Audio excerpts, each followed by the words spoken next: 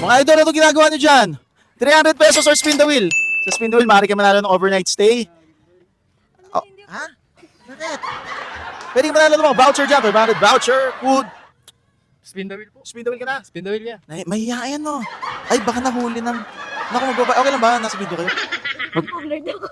Sure ka? Papablur kita. Opo. Sure ka? Sige. Magba-viral kasi. Ay, hello po! Uy, grabe naman. Naka-video din pala sila, oh. Okay, ano pa inaantay? Ang galing mo, ah. Okay, ano pa inaantay mo, sir? Tayo ka na lang. Blur na lang kita. Opo. Sige. Bro, ano pa inaantay mo? Spin double ka? Spin? Spin. Oh, spin mo na yan, boss. Siya na kaya mananalo ng ating overnight stay dito sa Subic Riviera. Napakaganda, no? Ay, putik ka!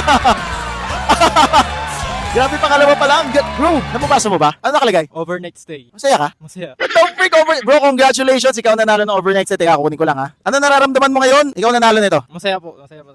O, teka lang, di pa tayo tapos. Wag mo muna kunin. Congratulations, bro. Ikaw nanalo ng overnight stay dito yan sa Subic Riviera. So, yan, congratulations. Napakaganda po niyan sa lugar na yan.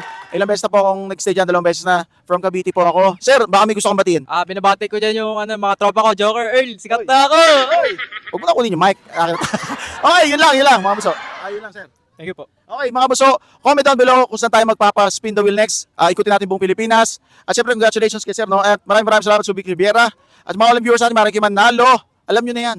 Yun lang, mga buso. Bye-bye. Sheesh.